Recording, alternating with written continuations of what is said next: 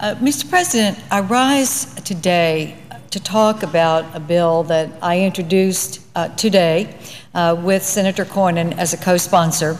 It is Senate Bill 3768. When Congress passed and the President signed the Education Jobs Bill in August, every state in America had the same requirements. And every state in America was treated fairly, or equally anyway, except for one. And that state is Texas. That is why Senator Cornyn and I are introducing a bill that would only allow Texas to be equal with every other state in the federal funding opportunities in this education bill. The House of Representatives, not the Senate, but the House, put in an amendment. That amendment singled out Texas in two ways. It said that Texas, unlike every other state in the bill, would have to guarantee 3 years of a commitment for education funding to be level in order to get the funds for 1 year that were allocated in the bill. Now, every other state in America is required to do 1 year. Our Constitution in Texas, like many state constitutions, does not allow one legislature to pass legislation that will require acts of another legislature. So appropriations cannot go over a 3-year period. A legislature can only appropriate and spend Texas money for itself. It can't obligate future legislatures. So the House provision would require Texas to violate its Constitution in order to get the federal money that every other state has as an allocation. The second thing that Texas only is required to do under this bill is to distribute the funds under Title I. Every other state gives its governor and its state departments of education the discretion for where the money is most needed within its state. After all, education is generally a state and local issue. In this case, you do have federal funding, and it is done for every state by giving it to the governor for the distribution within the state.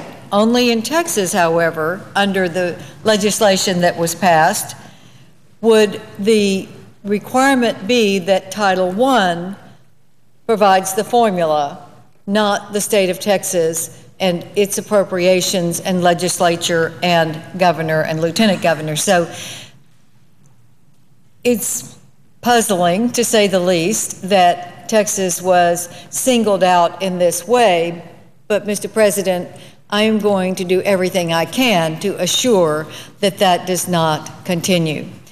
The Commissioner of Education asked for the Texas allocation of $830 million in the normal way, met all of the federal requirements and the time guidelines for submitting the grant request, $830 million, and the request was turned down because, of course, the governor could not certify 3 years of level spending because the legislature cannot obligate future legislatures in our Constitution. So Texas has just been turned down.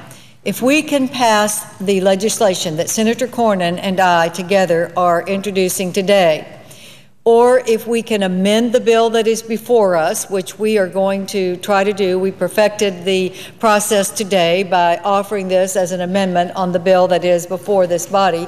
I'm going to try to get this as an amendment on every bill that is going through to try to just create a level playing field. We're certainly not asking for special favors, but again, we also are asking that we not be penalized just because a House member decided that Texas should have a different standard.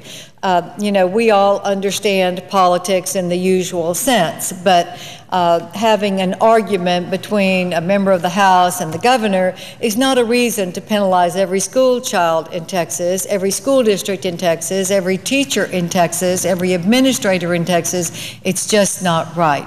And I think any person that puts the politics aside would agree that reasonableness would dictate that every state in the bill that was passed spending Texas tax dollars, just like we're spending every taxpayer in America's dollars, Texas would be putting the dollars into the federal coffers, but being penalized from getting its fair share, as we certainly described in the bill. Now, the Hutchison-Cornyn bill is now going to be going through the processes here, and we're going to ask for support from all of our colleagues just to have that level playing field. Senator Cornyn and I have been working along with Congressman Michael Burgess on the House side, and the House delegation, many in the House delegation are certainly going to want to see this corrected, I hope, and I do hope that we can get prompt action. We need to do it before the end of this fiscal year in order to qualify in our rightful way. I mean, we're not asking for special favors. Most certainly, we expect to meet all of the tests that any state would meet. We expect to have our grant application looked at and scrutinized and determined if it is eligible in every way, but we don't expect to have a different standard from every other state in America. So Senator Cornyn and I are very hopeful that we can get prompt action from the Senate to send this to the House. I hope that the House will also see that this was not meant to be, at least I'm sure every member voting on this bill didn't know that Texas was being treated differently. And I don't think that this is a time for any state to start a war with another state. That's just not the way we ought to do business here. And I don't want to be starting that kind of a precedent even. I wouldn't do it to any other state, and I certainly don't expect it to be done to mine. So Senator Cornyn and I have introduced the Hutchison-Cornyn legislation. We hope that we can just get the level playing field. All we do is ask that we be judged like every state, that we have the requirement of 1 year of level funding, just as every other state is required to do, and which I know our Texas Education Agency will certainly agree to do. And then secondly, that we be able to distribute according to the state requirements and the state priorities rather than a federal funding formula done when no one has come to Texas to look at our formula and our needs for this particular bill.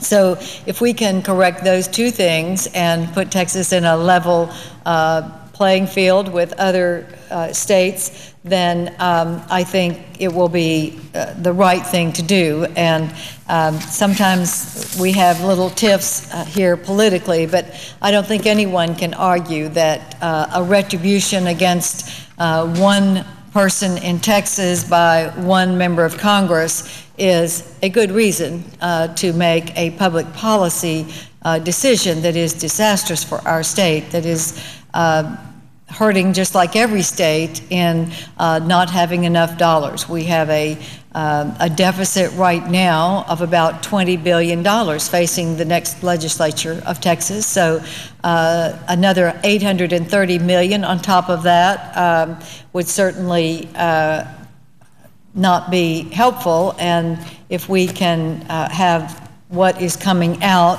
what has passed, what is going through this Congress, and what has been signed by the President, it would help alleviate some of the concerns that our educators and education leaders in Texas are now saddled with, and that is a lot more expenses than revenue coming in. And I hope that we can right this wrong, Mr. President. I yield the floor.